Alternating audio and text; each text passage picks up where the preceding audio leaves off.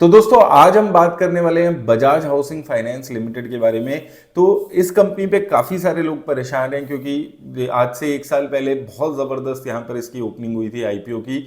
उसके बाद एक अच्छा उछाल देखने को मिला और वहाँ से आज तक एक वन साइडेड डाउन साइड यहाँ पर इस कंपनी में देखने को मिली है। तो डिटेल में देखेंगे क्या वो रीजंस हैं जिस वजह से डाउन साइड आ रही है, क्या अभी आपको यहाँ पर और डाउन साइड देखने को मिल सकती है, और रीजंस क्या है कि यहाँ पर इस कंपनी में क्यों इतनी गिरावट आ रही है। वीडियो में आगे बढ़ने से पहले मैं आपको बताना चाहता हूँ एक फ्री व्हाट्सएप ग्रुप के बारे में जो कि एक बहुत ही हाईली एजुकेटेड प्रोफेसर रन कर रहे हैं। अगर आप स्टॉक मार्केट में इंटरेस्ट रखते हैं, आपको कुछ क्वेरीज है, स्टॉक मार्केट रिलेटेड न्यूज़ आपको जाननी है, तो इस फ्री व्हाट्सएप ग्रुप को आप ज्वाइन करके उसका फ़ायदा ले सकते हैं। और अगर आपको कुछ क्वेरीज भी है तो वहाँ पर आप पूछ सकते हैं। लेकिन याद रखिएगा किसी भी तरीके की आपको इन्वेस्टमेंट पैसा नहीं देना है। मैं बार बार आपको ये चीज़ रिपीट कर रहा हूँ, सिर्फ अपनी एजुकेशन पर्पस के लिए, आपको अपनी नॉलेज बढ़ाने के लिए, आपकी क्वेरीज पूछने के लिए, स्टॉक मार्केट से रिलेटेड अपडेट्स के लिए इस ग्रुप का आप यूज़ करें।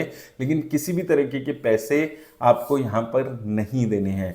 अब आइए दोस्तों चलते हैं और एक बारी देख लेते हैं बजाज हाउसिंग फाइनेंस के बारे में। तो देखिए अभी अगर हम शेयर कंपनी के बारे में बात करें तो लगभग अपने 52 वीक लो पे ये चल रहा है। लगातार गिरावट आपको देखने को मिलेगी यहाँ पे। और अगर हम इसकी शुरू से बात करते हैं तो देखिए एक टाइम पे 181 रुपीज तक गया था जब ये लिस्ट हुआ था, कम पे लिस्ट हुआ, फिर उछाल देखा और उसके बाद वन साइडेड गिरावट है और लगातार यहाँ पर गिरावट देखने को मिली है। क्या रिजल्ट्स खराब हैं? तो अगर हम रिजल्ट्स की तरफ चलते हैं तो पहले क्वार्टर ऑन क्वार्टर रिजल्ट्स इसके हम देख लेते हैं। तो देखिए क्वार्टरली रिजल्ट्स की बात करें तो सितंबर में जो रिजल्ट्स आए थे वो अच्छे रिजल्ट्स थे। रेवेन्यू में अच्छी ग्रोथ थी, quarter on quarter, year on year दोनों लेवल्स पे, और प्रॉफिटेबिलिटी में भी ग्रोथ देखने को मिली। चाहे ईयर ऑन ईयर देखो आप, चाहे क्वार्टर ऑन क्वार्टर देखो, प्रॉफिटेबिलिटी में हाईएस्ट एवर नेट प्रॉफिट्स और हाईएस्ट एवर रेवेन्यूज ही आपको यहाँ पर देखने को मिले थे।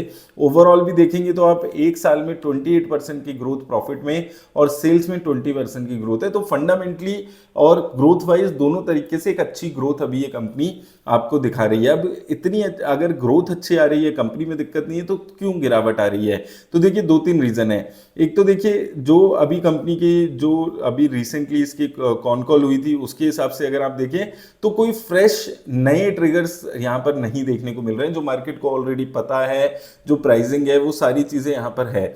जो चीजें हमने बात की है, जो प्राइसिंग यहाँ पर है, वो सारी चीजें यहाँ पर अकाउंट फॉर की हुई है। ऐसी कोई सरप्राइजिंग चीज नहीं है जहां पर ये कंपनी में कोई अलग से बहुत ज्यादा ग्रोथ के ट्रिगर्स आ रहे हैं। जो अभी 20-22% की एवरेज ग्रोथ आ रही है उसी के बारे में कंपनी जो मैनेजमेंट है वो भी बात कर रही है और वो मेंटेन करने के बारे में बात कर रही है, जो कि एक अच्छी ग्रोथ है। लेकिन आपको दो चीजें समझनी है कि सिर्फ ग्रोथ देख के कहीं इन्वेस्टमेंट नहीं हो सकती, ये भी देखना है कि इंडस्ट्री के हिसाब से वैल्यूएशंस कैसी हैं। और वो वैल्यूएशंस जो हैं वो काफ़ी ज़्यादा है इस कंपनी की। मैंने आईपीओ के टाइम पे भी आपको ये वार्निंग दी थी इस कंपनी को लेकर कि वैल्यूएशंस ज़्यादा हो चुकी हैं, गिरावट आ सकती है और लंबी गिरावट चल सकती है, और वही चीज़ आपको देखने को मिल रही है। यहाँ पर आप देखें इंडस्ट्री की प्राइस टू अर्निंग 18 के आसपास, इस कंपनी की 37 के आसपास।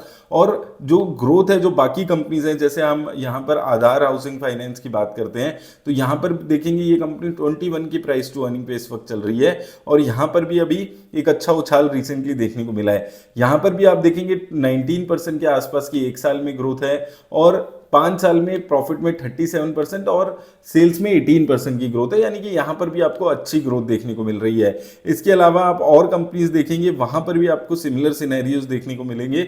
एप्टस वैल्यू देखेंगे 16 की प्राइस टू अर्निंग है। यहाँ पर ग्रोथ की बात करें तो यहाँ पर भी आपको सिमिलर ग्रोथ देखने को मिलेगी, 28 से 30% की ग्रोथ सेल्स में और प्रॉफिट में भी 28 से 30% की ग्रोथ।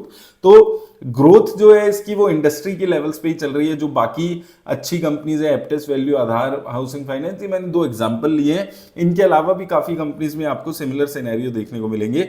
तो जब सिमिलर ग्रोथ वाली कंपनी सस्ते में मिल रही है, आधे रेटों में मिल रही है, आधी वैल्यूएशंस में मिल रही है, तो उस टाइम पे एक कंपनी जो 27, 21, 22% की ग्रोथ दे रही है वो 37 की प्राइस टू अर्निंग, मतलब लगभग डबल प्राइस टू अर्निंग पे लोग क्यों खरीदे, ये सबसे बड़ा सवाल है। देखिए बजाज का नाम है, ब्रांड वैल्यू है, वो सारी चीजें हैं, लेकिन उसके चलते थोड़ी बहुत ओवर वैल्यूएशंस हो सकती हैं, 20, 25, 30% की ओवर वैल्यूएशंस हो सकती हैं, लेकिन डबल वैल्यूएशन नहीं हो सकती। और ये सबसे बड़ा रीजन है अभी इस कंपनी के जो स्टॉक है उसमें गिरावट का। पहला रीजन है कि एक तो वैल्यूएशन ज्यादा है, दूसरा है कि कोई फ्रेश ग्रोथ के ट्रिगर्स नहीं है। ये जो 20-22% की ग्रोथ है उसी पे मैनेजमेंट भी बात कर रही है और उसी को मार्केट लेकर भी चल रही है, और ये दो रीजंस की वजह से यहाँ पर इस कंपनी में एक लगातार डाउनसाइड देखने को मिल रही है। हमने कल हैप्पीएस्ट माइंड्स में भी सिमिलर चीजों पे हमने बात की थी और वही चीज यहाँ पर बजाज हाउसिंग फाइनेंस में भी आपको देखने को मिल रही है। और अनटिल एंडलेस कोई अलग से 20% के अलावा कोई 40-50% की कोई ग्रोथ यहाँ पर कंपनी किसी एक क्वार्टर में नहीं दिखाती है, तो ये जो गिरावट है या ये जो कंसोलिडेशन है ये चल सकती है। लेट्स होप कि कंपनी किसी एक लेवल पे कंसोलिडेट करना शुरू करे। उम्मीद यही है कि ये जो 100 रुपए का प्राइस है ये काफी एक मेक और ब्रेक प्राइस रहने वाला है और ये एक क्रिटिकल सपोर्ट लेवल 100 रुपए के प्राइस पे इसका रहेगा। यहां पर आपको वॉच आउट करना है और मुझे लगता है अभी के लिए आप थोड़ा सा दूर रहें इस कंपनी से तो अच्छा रहेगा। लेट्स सी थोड़ा सा कंसोलिडेट हो जाए, थोड़ी सी वैल्यूएशंस में कुछ और ज्यादा कुछ ट्रिगर्स आ जाए कि एक दो अच्छे क्वार्टर्स अगर आएंगे तो वो जो वैल्यूएशन है वो कम हो जाएगी सेम प्राइसेस पे और स्टॉक थोड़ा सा वैल्यूएशन वाइज अट्रैक्टिव हो जाएगा। अभी सेम ग्रोथ पैटर्न पे कंपनी सस्ती वैल्यूएशंस पे मिल रही है तो वो ज्यादा अट्रैक्टिव कंपनीज हो जाती हैं और वो चीजें हमेशा से आपको इन सेक्टर्स में देखने को मिलती है। तो मैं हमेशा आपको बोलता हूँ इसलिए वैल्यूएशंस बहुत ज़्यादा ज़रूरी है। आपको किसी भी कंपनी में अगर इन्वेस्ट कर रहे हैं तो वैल्यूएशन ज़रूर देखिए। सिर्फ स्टॉक का प्राइस 100 रुपए से 200 रुपए पे चला गया था, वहां से 100 रुपए आ गया, ये इसका मतलब नहीं है कि आपको इन्वेस्ट ही करना है। अभी भी मुझे लगता है कि या तो टाइम करेक्शन फर्दर यहां पर हो सकती है या फिर अगर एक दो क्वार्टर्स की अच्छी ग्रोथ आई तो वहां से कंपनी को कुछ पॉजिटिव ट्रिगर्स मिलेंगे। अभी के लिए थोड़ा सा यहां पर आपको जब तक ये ऊपर 120 रुपए के ऊपर ना निकले, 110-20 रुपए की और पॉजिटिविटी ना बने, थोड़ा सा अवॉइड करके चलना ही बेटर रहेगा।